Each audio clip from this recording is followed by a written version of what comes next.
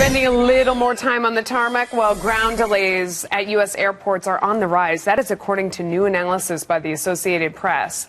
Planes across the country are spending an average of 23 minutes and 32 seconds before takeoff on the tarmac. That marks the longest it has been since the government began tracking taxi times back in 1995. That's no good. No good at all. Meanwhile, millions are going to be traveling this week all over the country. But in the wake of terrorism abroad and threats at home, how will travel plans be disrupted? Joining us now for tips for traveling this week is TravelSkills founder Chris McGinnis. Chris, thanks for coming in. Now, there have to be new security measures, at least in the lines going into the gates, right, at the airports?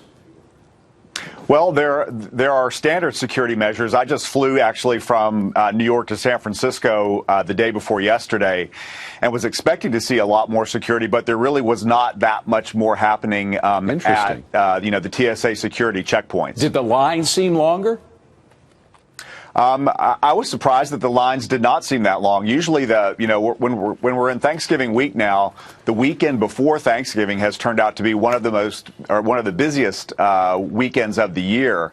I flew back on Saturday, and it was relatively slow. So there are a lot more people watching. I did notice a lot more police presence at airports. There was a military presence. You can see guns every now and then, which is surprising. But I did not see that much change at the TSA checkpoints. That's very interesting. Now, I usually leave, when I'm taking a domestic flight, I usually leave about an hour and a half from the time I arrive at the airport to the time my plane's supposed to leave. Does that sound about right for this week, or should you add in some more time?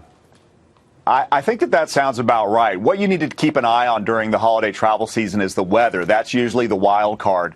The airlines and travelers pretty much have the holiday travel season down. Everyone kind of knows what to do. The airlines know what to do. So if there's good weather, we usually don't have too many problems. But if a storm blows in, it can cause major problems. So keep an eye on the weather. But what you said about arriving on time is very important, because at this time of year, and now that we know that every single airline is full to the gills, to almost oversold.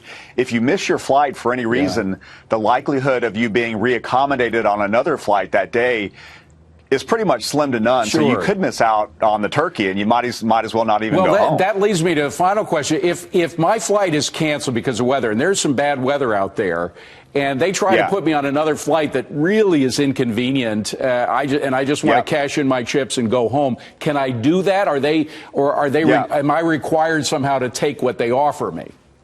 Yeah, well, they'd like you to take what they offer, but the reality is that if the airline cancels your flight, you are entitled to a full refund. So if you got out there on Wednesday, you knew that you were wanted to get home by Thursday, and you were coming back on Friday or Saturday, and you got delayed and couldn't take the flight until late Thursday night, you must ask for a refund. They're going to try to reaccommodate you, but if you ask for a full refund, they have to give it to you. This only applies if they cancel your flight.